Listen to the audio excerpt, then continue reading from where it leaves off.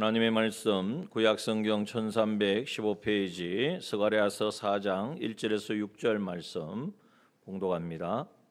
내게 말하던 천사가 다시 와서 나를 깨우니 마치 자는 사람이 깨우임 같더라. 그가 내게 묻되 내가 무엇을 보느냐? 내가 대답하되 내가 보니 순금 등대가 있는데 그 꼭대기에 주발 같은 것이 있고 또 그 등대에 7 등잔이 있으며 그 등대 꼭대기 등잔에는 7 관이 있고 그 등대 곁에 2 감람나무가 있는데 하나는 그 주발 우편에 있고 하나는 그 좌편에 있나이다 하고 내게 말하는 천사에게 물어 가로되 내 주여 이것들이 무엇이니까? 내게 말하는 천사가 대답하여 가로되 내가 이것들이 무엇인지 알지 못하느냐? 내가 대답하되 내 주여 내가 알지 못하나이다. 그가 내게 일러 가로되 여호와께서 스룹바벨에게 하신 말씀이 이러하니라. 만군의 여호와께서 말씀하시되 이는 힘으로 되지 아니하며 능으로 되지 아니하고 오직 나의 신으로 되느니라. 아멘. 찬양대에서 고백한 것처럼 성령의 충만함을 구하는, 그래서 성령의 충만함을 실제로 알게 되는, 그리고 경험하게 되는, 그리고 빼앗기지 않는 그러한 우리가 되어지기를 소망합니다. 예.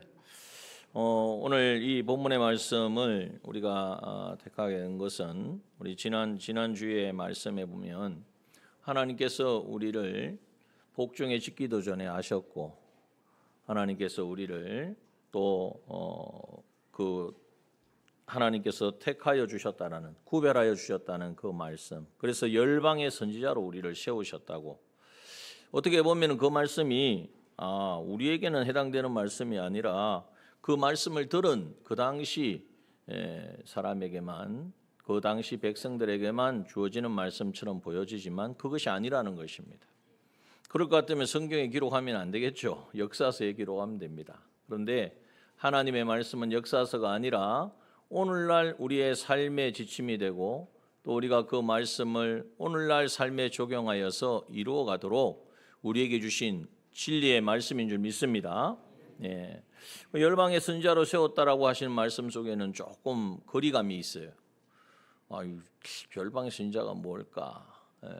뭐 선교사님들을 이야기하는가, 아니면 사역자들을 이야기하는가, 특별한 어떤 직분자만 말하는가? 그것이 아니라는 것이죠.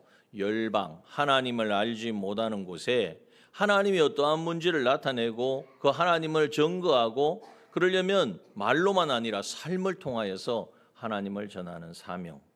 너희는 왕 같은 제사장이요 거룩한 나라요 그의 소유된 백성이니. 왜 하나님이 우리를 그렇게 부르셨습니까? 그 하나님의 아름다움을 선전하게 하시려고, 광고하게 하시려고, 알려 전하게 하시려고. 우리가 TV에 광고 나오는 걸 보고 저 제품 참 좋겠다 하면 어떻게 합니까? 쿠팡에 들어가서 사시죠. 또 내가 직접 그 매장에 가서 사게 되어지는 거예요. 우리를 보고 하나님을 알게 하시려고. 그래서 열방의 선지자는 예수 믿고 구원받은 모든 하나님의 자녀들이 하나님께서 세우신 열방의 선지자로 세우신 줄 믿습니다. 이 사명을 어떻게 하면 잘 감당할까? 그 답도 하나님의 말씀 속에 있습니다. 그래서 오늘 이 본문의 말씀을 통해서 하나님께서 우리에게 이 사명을 어떻게 하면 감당할 수 있는가, 그것을 분명하게 알려주십니다. 그런데 이 하나님의 말씀은 조금 바로 이렇게 읽고 듣기에 좀 어렵잖아요, 그죠? 본문도 이 환상을 말씀하고 있거든요. 스가랴라고 하는 선지자에게 하나님께서 천사를 통해서 뭔가 보여주셨는데 그게 조금 우리가 이해하기가 어렵죠. 그렇기 때문에 이 하나님 앞에 나와 예배를 드리고 말씀을 듣고 그것을 말씀을 통하여 깨달아가는 겁니다. 자, 오늘 이 말씀을 우리가 이해하려면 좀 배경을 알아야 되는데 간략하게 말씀드립니다. 어렵게 생각하지 마시고 성경의 내용이 어렵다, 우리나라 역사도 모르는데 이스라엘 역사를 알아야 되느냐 이렇게 생각하지 마시고 그것을 알아야만 본문이 이해가 되기 때문에 우리가 그 부분을 간략하게 알아야 합니다. 지금의 상태는 어떠냐면 원래 하나님이 이스라엘 백성들을 이제는 가나안 땅에 정착을 하게 하셨고 또 큰 나라를 이루게 하셨죠. 다윗 왕을 세워서 큰 영토도 주셨고, 그러나 그 솔로몬 이후에 이제는 나라가 나뉘어지게 됩니다. 북이스라엘과 남유다. 그래서 우리나라하고 아주 흡사해요, 역사적으로. 그래서 이해하기가 쉬워요. 그래서 북이스라엘은 많은 그 12지파 중에 10지파가 이제 하나가 되어서 북이스라엘을 세웠는데, 그러나 하나님의 뜻대로 하나님을 온전히 섬기지 못했고 결국 북방에 있는 아수르라는 나라에 멸망을 당합니다. 예수님이 오시기 전 722년 전에. 그리고 이제 그 사실을 알려주는 것이 바로 누구였냐면 예레미야 선지자였습니다. 예레미야 선지자가 너희들도 정신 차려라. 누구를 말합니까? 남유다. 남은 이 남유다. 너희들도 하나님의 나라고 너희에게는 하나님의 성전이 있다고 자부하지만, 그러나 너희들도 북이스라엘처럼 하나님을 떠나고 우상을 섬기면 결국 하나님이 너희들을 저 이방에게 짓밟히게 하실 것이다. 경고를 하셨어요. 그런데 경고를 들었으면, 우리가 그렇잖아요. 예전에 불조심. 겨울에 왜 불이 많이 나니까. 예. 그리고 가스 조심. 예전에 뭐 연탄 그거 할 때는 그랬잖아요. 그거 왜 사고가 나니까 그런 거예요. 조심을 해야 되는데 조심을 안 한 거예요. 그냥 하나님을 섬기기는 섬기지만, 형식적으로는 섬기지만 마음으로는 온전히 섬기지 않는 거죠. 하나님은 살아계신 분이기 때문에 겉모습만 뭐 화려하게 하나님 앞에 예물을 잘 드리고 제사를 잘 지키고 시간 잘 지킨다고 받으시는 게 아니라, 그 예물뿐만 아니라 그 사람의 중심과 진정으로 하나님을 이제는 경외하고 하나님을 예배하는지까지 다 보시는 분이란 말이에요. 그런데 남유다는 그렇지 못했어요.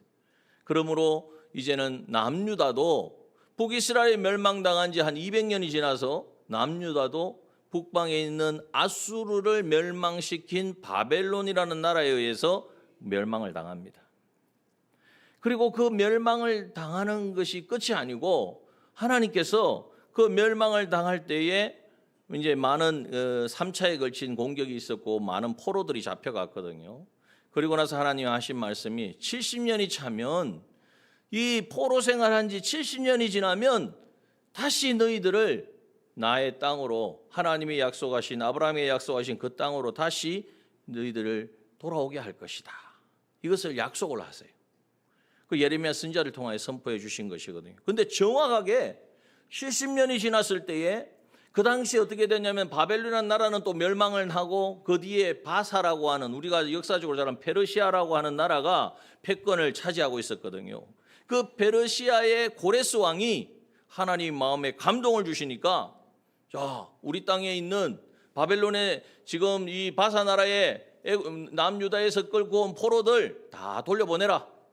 가고 싶은 사람 다 가라. 가서 성전 건축해라. 하고 마음이 완전히 그렇게 변한 거예요. 누가 그렇게 하셨습니까? 하나님이 하시는 거죠. 여러분, 우리 세계사의 모든 흐름과 우리의 살아가는 생사 화복의 모든 주권이 하나님에게 있다는 것을 우리는 말씀을 통해 발견할 수 있어야 돼요. 그렇게 해서 돌아왔어요. 돌아온 1차 포로 귀환한 사람들이 와서 보니까 상황이 어떻습니까? 완전히 다 무너진 거죠.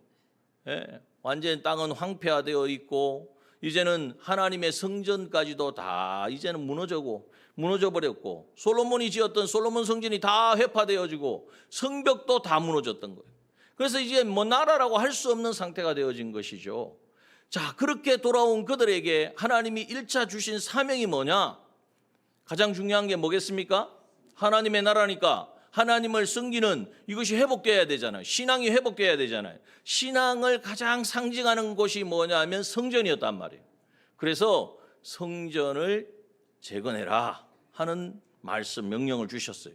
그 사명을 붙들고 이제는 성전을 재건하기 위해서, 이제는 그 당시 이스라엘 백성들을 이끌고 온 사람들이 누구냐면 여호수아와 제사장 여호수아와 이제는 총독으로 이스라엘 백성들을 이끄는 스룹바벨입니다.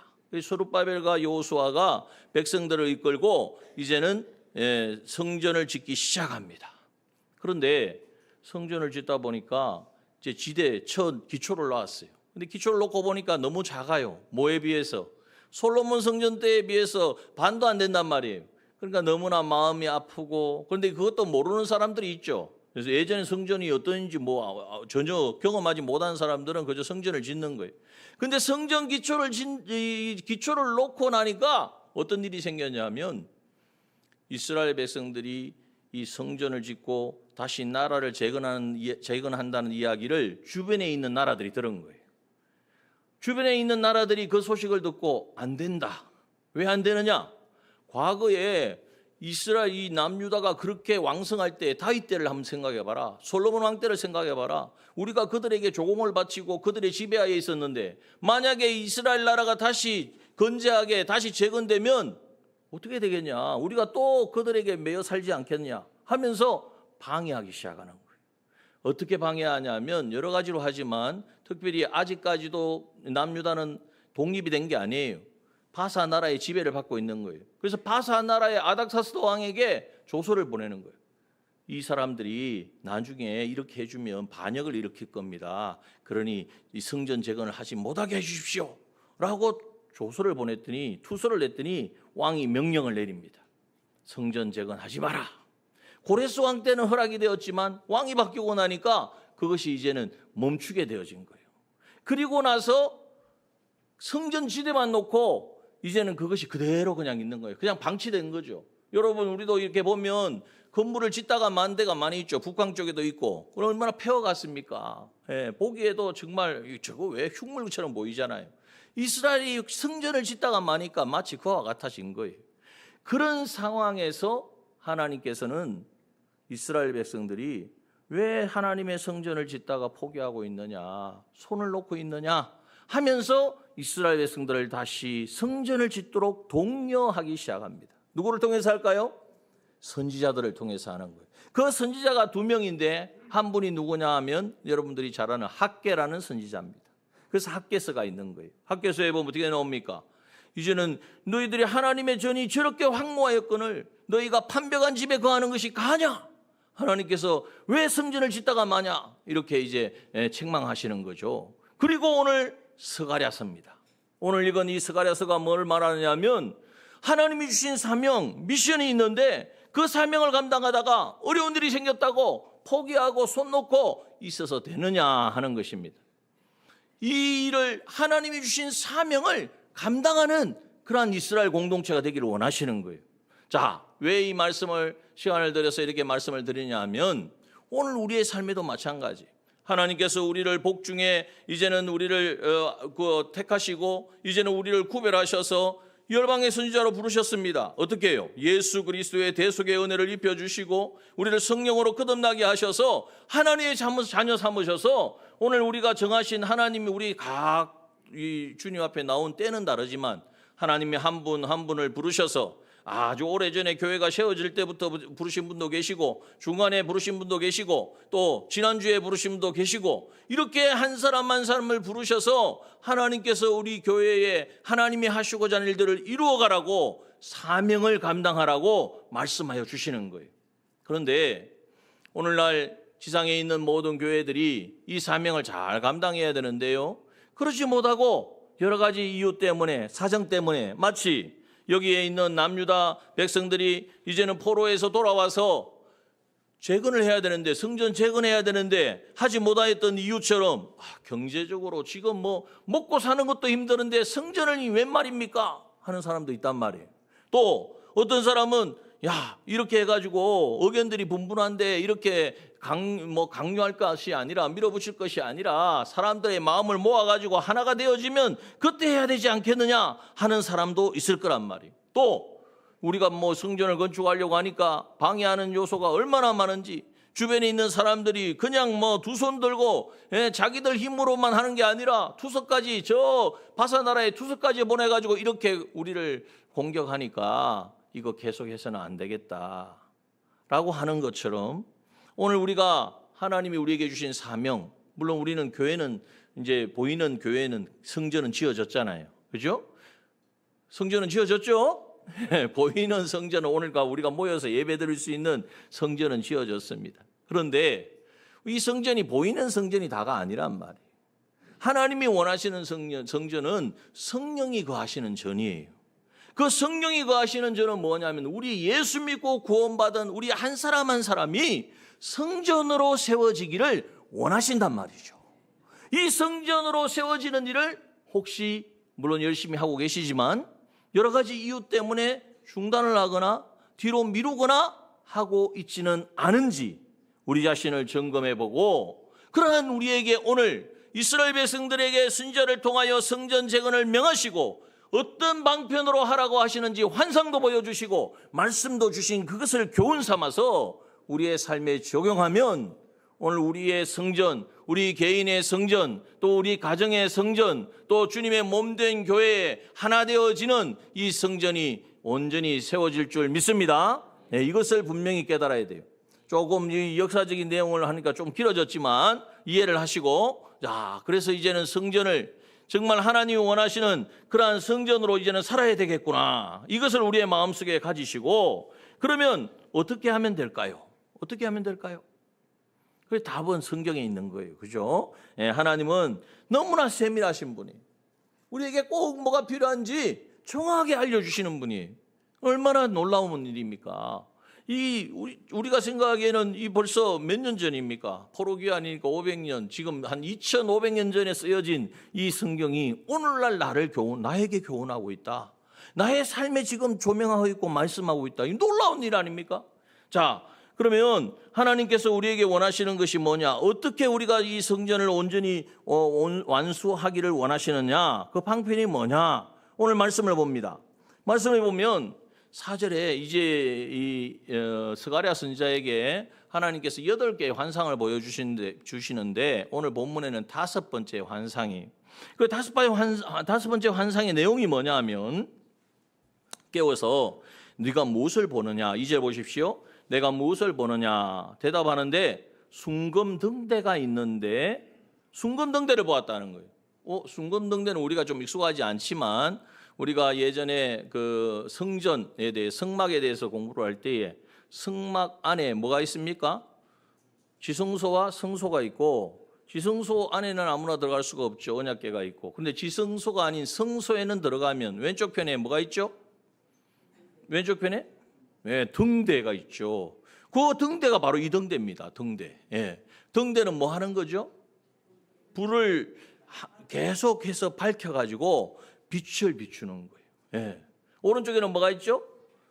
떡상이 있죠. 예. 이스라엘 백성들 12지파를 말하는 12덩이의 떡이 있고, 가운데는 뭐가 있습니까? 향로가 있죠. 하나님께 올리드는 기도고, 떡은 이 말씀이고, 이제는 등대는 빛을 비추는 거를, 이 등대를 하나님이 보여주시는데, 그런데 그 등대는 순금으로 되어 있다라고 말씀하고 있습니다. 그럼 등대를 뭘 의미하느냐? 뭐 좀 자세하게 말씀드리면 복잡하니까, 또 그러다 보면 잘 따라오시다가 또 다른 복잡하다고 또 이렇게 잊어버릴 수가 있으니까 간략하게 말씀을 드립니다. 이 등대는 바로 뭘 의미하느냐 하면 바로 이 땅에 세우신 교회를 의미하고 있습니다. 뭘 의미한다고요? 예, 계시록, 요한계시록 1장 20절에 보면 내 본 것은 내 오른손에 7별의 비밀과 7금 촛대라 그랬습니다. 이 등대가 7개로 되어 있거든요. 7개의 금촛대, 그 7개의 금촛대는 7별은 7교회의 사자요, 7촛대는 7교회니라라고 설명해 주셨어요. 풀어주셨어요. 그래서 이 등대는 뭘 의미하냐면 바로 교회를 의미한다. 그러면 이 등대가 하는 일이 무엇입니까? 먼저는 빛을 비춘단 말이에요. 그렇죠? 빛을 비추는, 어두움을 몰아내는 이 사명이 이 등대에게 주어졌다는 거죠. 다시 말하면 오늘날 교회는 말하자면 우리 남정교회 하면 건물이 교회가 아닙니다. 건물은 우리가 모이는 장소고, 우리 한 사람 한 사람이 성전이 되어서 이제는 이 땅 가운데에 나아가서 곳곳에 사는 곳에서 뭘 비춰야 됩니까? 이 어두운 세상을 비춰야 된단 말이에요. 죄와 마귀와 사망의 권세에 사로잡혀 있는 이 세상에 빛을 비추어서 거기에 어둠에 있는 자들을 다 건져내고 구원해내는 이 사명을 우리에게 주신 줄 믿습니다. 이것이 우리가 해야 될 일이라는 거예요. 이걸 잊어버리면 안 된단 말이에요. 마치 이것을 잊어버리면 포로기한 해가지고 성전 재건하려고 하려다 어려움이 생기니까 몇 년 동안 그만뒀다고요? 16년 동안 손을 놓고 있었어요. 그와 같이 되는 거예요. 시간이 지나다 보니까 이제 잊어버리는 거죠. 까마득하게 우리의 사명은 잊어버리고 그냥 어떻게 하면 하루하루를 잘 보낼까? 어떻게 하면 우리 가정에 문제가 없을까? 이제는 이 세상에 있는 것에 관심을 가지기 시작하는 거예요. 오늘날 그리스도인들이 실패하는 원인이 뭐냐? 바로 이 땅에 하나님이 세우신 것은 교회로 세우셨고 성전으로 세우셨고 그를 통하여 이 세상을 비추고 진리를 비치고 하나님의 어떠한 문제를 증명하고 생명을 나눠주라고 했는데 이 사명을 감당하지 못하니까 세상화가 되어지는 거예요. 세상 사람과 똑같이 무엇을 먹을까 입을까 마실까, 이건 누가 하는 겁니까? 이방인이 하는 것이라고, 하나님을 모르는 사람들이 하는 것이라고 말씀하셨는데, 그럼 예수 믿는 사람은 먹지도 않고 입지도 않고 뭐 살아갑니까? 하나님께서 이 모든 것을 책임져 주신다고 말씀해 주셨습니다. 너희는 먼저 그의 나라와 그의 의를 구하라. 그래야면 이 모든 것을 너희에게 더하여 주시리라. 분명히 우리에게 약속하신 이 말씀을 붙들고 사명을 감당해야 되는데 그 사명을 감당하지 못하게 된다는 거예요. 그러므로 오늘 우리가 먼저 내가 성전이라는 것을 알고, 그런데 이 등대는 뭘로 만들어졌습니까? 순금이라 그랬죠. 순금이라는 말은 귀하다는 말이에요. 여러분, 주님의 몸된 교회는 바로 성전된 우리는 주님이 어떻게 해서 세우셨습니까? 그냥 세우셨어요? 하나님이 저기 남정교회 세워야 되겠다, 사람들 모아가지고 세우자, 이렇게 세우셨을까요? 피값 주고 세우신 줄 믿습니다. 피로 값 주고 세우실 만큼, 여러분, 내 피를 흘린다는 것은 내가 대신 죽는다는 거예요. 내가 희생하고 그 희생의 대가로 주님의 몸된 교회를 살리신다는 거예요. 세우신다는 거예요. 이것이 바로 주님의 사랑입니다. 여러분, 그러므로 교회는 주님이 사랑하세요. 당신의 피값을 주고 세우시기까지, 우리 한 사람 한 사람을 하나님 그렇게 사랑하신단 말이에요. 자신의 아들의 생명을 내어주시고 우리를 영원한 생명을 주시기 위하여 우리를 살려주신 분이 하나님이세요. 우리 교회, 우리 성전이 바로 하나님이 사랑을 받은 자이고, 그러므로 우리가 서로 사랑해야 돼요. 서로 사랑하지 않으면 주님이 빚값 주고 사신 성도를 내가 미워하는 것이 됩니다. 그럼 누굴 미워하는 겁니까? 하나님 미워해가지고 살겠습니까? 예? 하나님을 거부하고 거절해서 우리가 무엇을 우리가 구할 수 있겠습니까? 그러므로 서로 사랑해야 되는 거예요. 그러므로 우리가 하나가 되어야 되는 거예요. 또한 주님이 함께 모여 예배드리는 우리 남정교회를 사랑해야 될 줄 믿습니다. 교회는 온전하지 못해요. 점점점 변화되어져 가지고 완성되어져 가는 거예요. 어린아이가 이제 태어나가지고 시간이 지났는데, 아니 조금 어려서 뭐 하지 못하는 게 얼마나 많습니까? 그렇다고 채찍을 하고, 야 너는 왜 똑바로 못해, 그렇게 하는 부모가 있습니까? 아니죠. 점점 우리가 자라가야 되기 때문에, 점점 성장해 가야 되기 때문에 우리 교회, 주님의 몸된 교회가 온전하지 못한 모습도 있을 수가 있습니다. 부족함도 있을 수 있습니다. 그럴수록 사랑하고 그 부족함을 내가 채우리라는 그런 마음을 가지고 주님의 몸된 교회를 세워가야 될 줄 믿습니다. 그래서 이 세상에 우리가 두 가지를 생각해요. 교회를 생각할 때에 주님이 피값 주고 세우실 만큼 귀하고 소중하고 사랑스러운 교회다, 이것을 잊지 말아야 되고, 또 금은 안 변하죠. 변치 않는 것을 말합니다. 우리에게 주신 이 신앙의 본질을 변하면 안 된다는 거예요. 신앙의 본질이 훼손되어지면 안 된다는 거예요. 그 신앙의 본질이 뭡니까? 예수 그리스도의 대속으로 구원받아서 하나님의 자녀가 되었고, 우리에게 이 생명의 복음을 주셨다는 사실, 그리고 이 생명의 복음을 전하는 이것이 교회의 본질이라는 것을 우리가 빼앗기면 안 된단 말이에요. 시대가 변하고 문화가 바뀌고 환경이 바뀌지만 거기에 따라서 교회의 구성원들이 달라지니까 여러 가지 어떤 순서라든지 행하는 모든 행사라든지 이런 것은 변할 수 있습니다. 그러나 그 본질적인 것, 오직 주 예수 그리스도와 그가 우리에게 주신 이 복음, 그리고 이 복음으로 살아내고 이 복음을 전하는 이 본질만큼은 변치 않아야 된다는 것을 이 등대를 통하여, 순금 등대를 통하여 우리에게 말씀해 주는 것입니다. 자, 그러면 이제는 이러한 등대로서, 순금 등대로서 이 땅 가운데에 이제는 우리가 변치 않는 본질을 가지고 사랑으로 이제는 하나 되어져서, 주님이 우리를 사랑하신 것 같이 우리가 서로 사랑함으로 하나가 되어져서, 등대의 본질은 뭡니까? 빛을 비춰야죠. 이 어둠의 빛을 비추는 이 사명을 우리가 감당해야 되는데, 빛을 비추려면 우리 자체로 빛을 비출 수가 없어요. 여러분, 우리 자체에 빛이 안 나와요.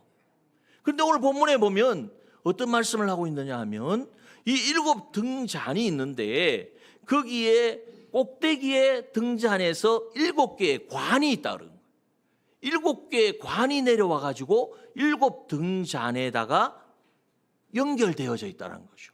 그리고 그 꼭대기에 있는 이 등잔은 어디와 연결되어 있냐면 양옆에 2 감람나무가 있어요. 감람나무는 바로 올리브유를 생산하는, 바로 이 감람유를 생산하는 나무입니다.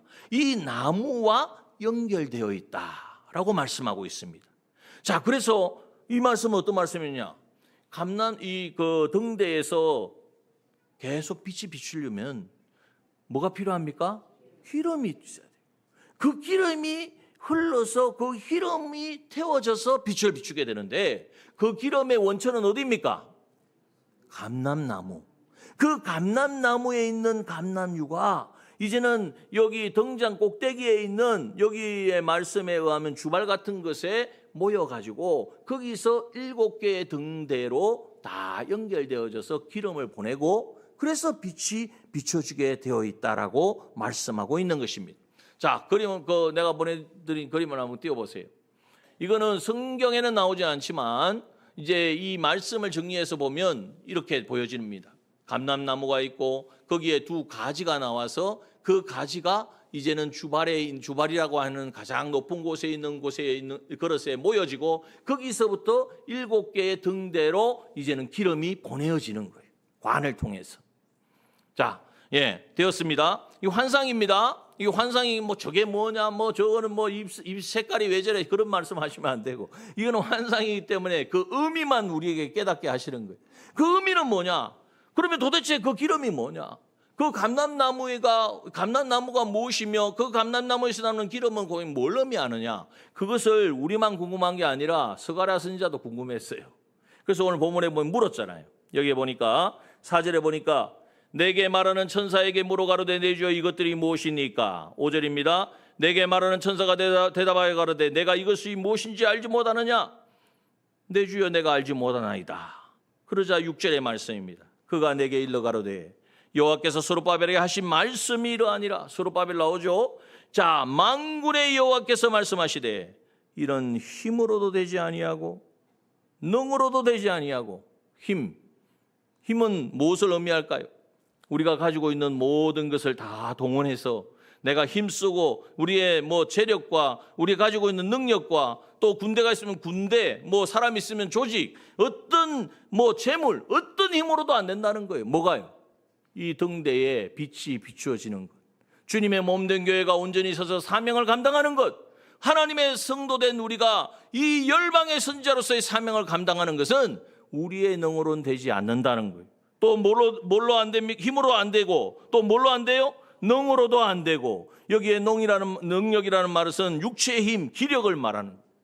우리의 힘과 우리의 능력과 우리의 노력과 어떤 조직과 가지고 있는 어떤 것으로도 이제는 이 사명을 감당할 수 없다는 거예요. 그런데 오직 무엇으로만 되어진다고요?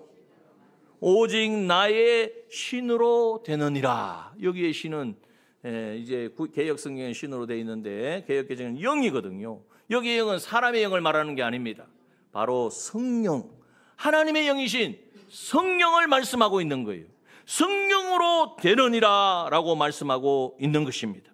여러분, 그러므로 오늘 우리에게 주신 이 사명, 이 땅 가운데의 열방의 선지자로 목사님은 저렇게 막 외치시는데 나는 마음이 안다 하시는 분도 계실 수가 있어요. 이해가 됩니다. 저도 예전에 그랬거든요. 무슨 의미인지 잘 모르겠어.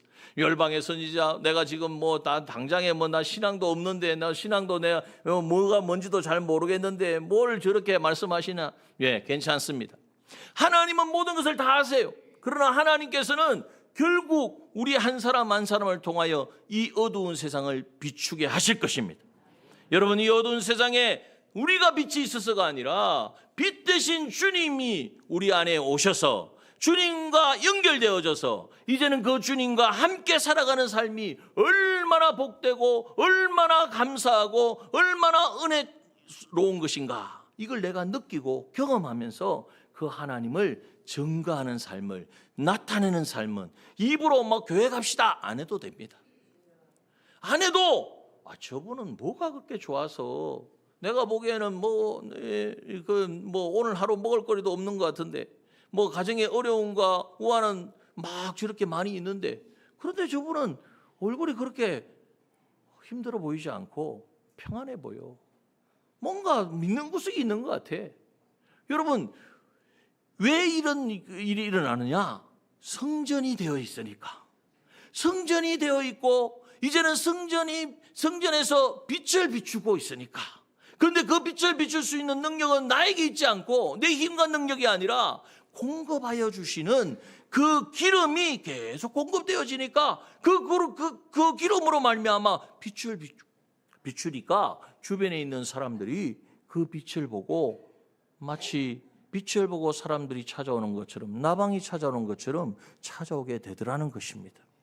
여러분, 이 기름이 바로 무엇을 말합니까? 여기 말씀하셨잖아요. 신으로 나의 영으로 되느니라. 하나님의 영이신 성령인 줄 믿습니다. 성령이 임하니까, 성령의 은혜로 살아가니까, 성령으로 말미암아 충만하니까 예수 그리스도의 날 위하여 죽으신 그 은혜가 분명해지고 선명해지고, 죽으신 날 위하여 죽으신 주님이 세상 천국 가셔서 멀리 계신 것이 아니라 내 안에 나와 함께 하신다는 것을 성령께서 깨닫게 하시니까, 그 감격 속에 살아가니까 그 삶은요, 어려움이 없는 게 아니에요. 예수 믿는다고, 신앙생활 한다고 아무 어려움 풍파가 없어지는 게 아닙니다. 찾아와요. 찾아오지만 그 어떤 것도 나를 넘어뜨릴 수가 없는 거예요. 왜?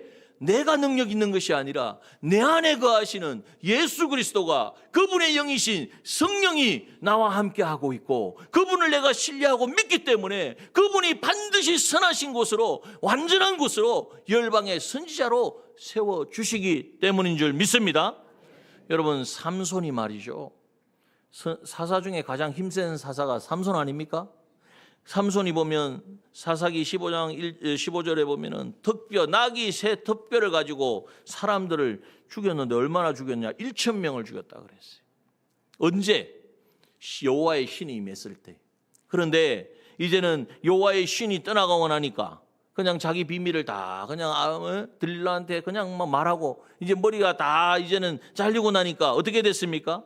두 눈이 뽑혀가지고 이제는 맷돌을 돌리는 짐승처럼 살게 됐어요. 그러다가 마지막에는 사람들에게 조롱거리가 되어지는 바로 그러한 처지가 되어지는. 여러분, 성령 충만해야 우리에게 주신 사명을 감당합니다.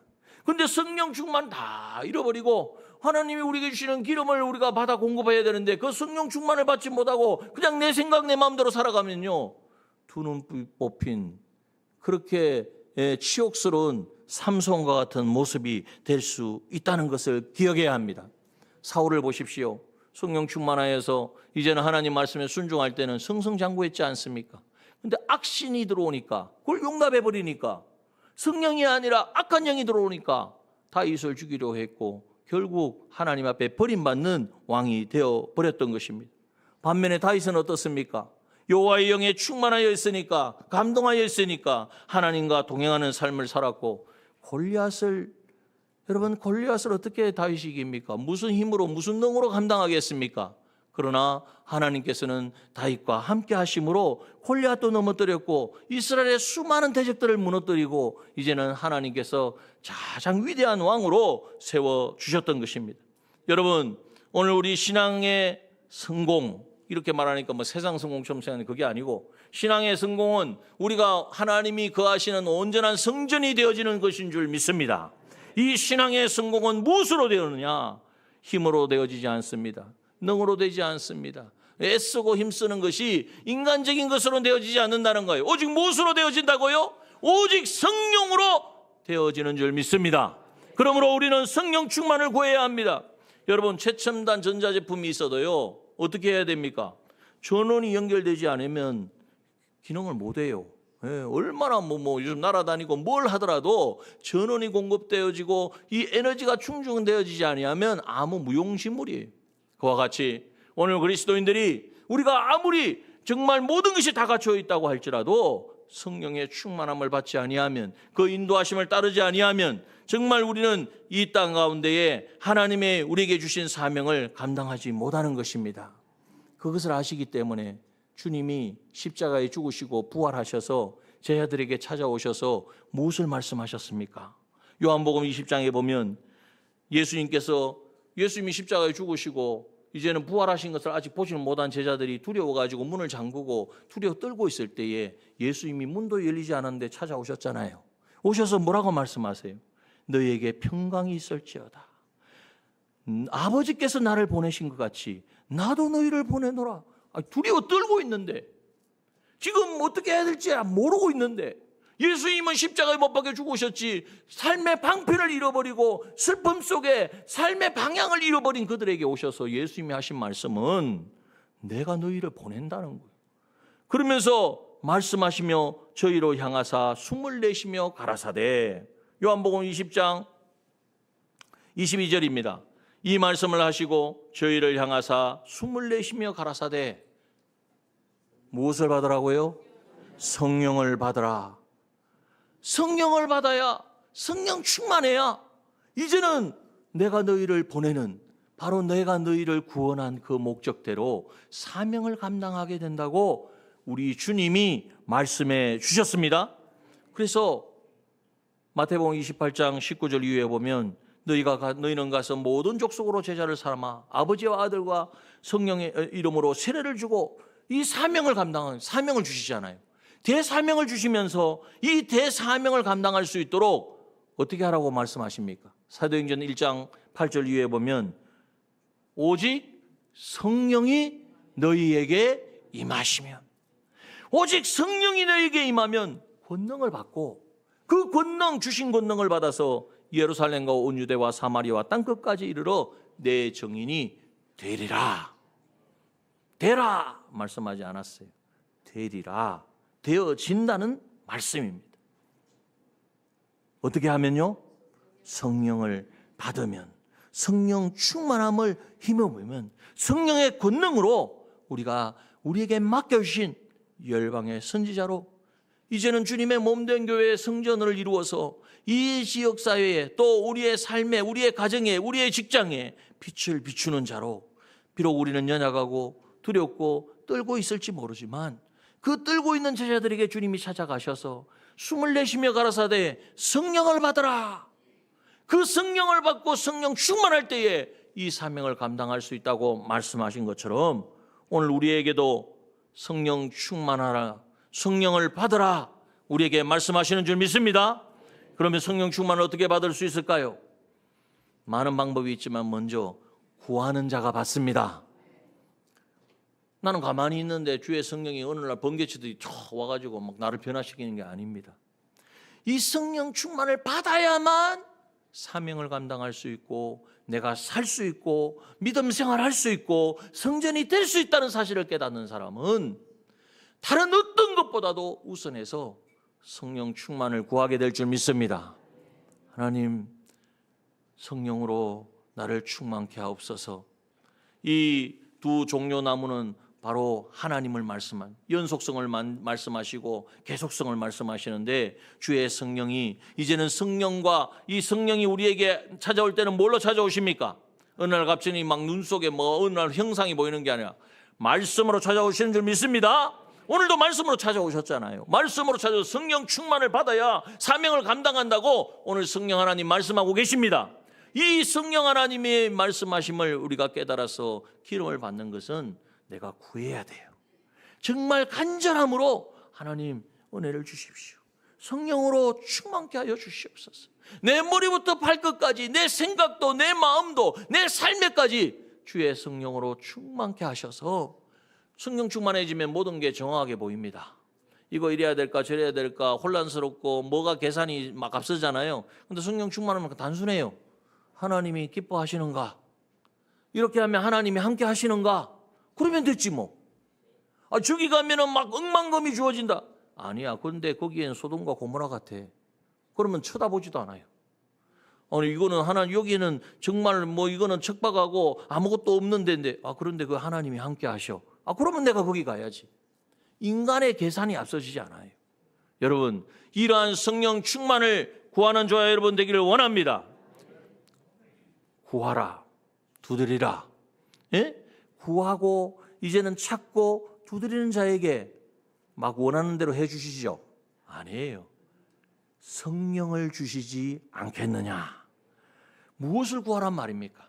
성령 충만을 구하라는 거예요. 뭘 찾으라는 이야기입니까? 성령 충만하기를 찾으라는 거예요. 뭘 두드리라는 거예요? 간절하게 간절하게 하나님 앞에 뭘 요구하라는 겁니까? 성령 충만을 원하고 요구하라고 하나님께 구하라고 말씀하십니다. 그러면 하나님 응답하십니다. 그러면 역으로 성령 충만하지 못한 분은 왜 그러세요? 구하지 않아서 그런 거예요. 답이 하나님이 막 누구는 많이 주고 누구는 적게 주는 분이 아니에요. 하나님은 부어주기를 원하십니다. 하나님은 충만하게 하기를 원하세요. 그런데 우리가 구하지를 않아. 간절함이 없는 거예요. 사모함이 없는 거예요. 그러나 오늘 이제 우리 남정의 모든 믿음의 지체들, 믿음의 권속들은 우리의 힘과 능력으로 할 수 있는 것이 아니라 이 사명을 감당하는 것은 오직 주의 영이 함께 하심으로 성령 충만함으로 되어진다는 사실을 믿고 구하는 저와 여러분 되기를 소원합니다. 찾는 저와 여러분 되기를 소원합니다. 문을 두드리는 여러분 되기를 소원합니다. 그러려면 기도의 자리에 나가셔야 됩니다. 예배의 자리에 나가셔야 됩니다. 하나님 앞에 간절히 그 약속의 말씀 붙들고 하나님 나를 살려주시옵소서, 나에게 성령 충만을 주시옵소서, 나를 통하여 하나님의 일들을 이루게 하여 주시옵소서 간절함으로 구하는 우리가 모일 때마다, 우리가 하나님 앞에 예배드리러 모일 때마다, 우리가 개인적으로 집에서 개인적으로 기도할 때마다, 우리가 모여서 함께 합심하여 기도할 때마다, 중보할 때마다 우리가 이 기도가 하나님께 올려드림으로 성령 충만한 우리 모든 성도, 성령 충만한 가정, 성령 충만한 우리 교회가 되어져서 오늘 우리가 하나님 주신 사명처럼 하나님 나라를 이루어가는 건강한 교회, 행복한 공동체가 되어지기를 주님의 이름으로 축원합니다. 함께 기도하겠습니다.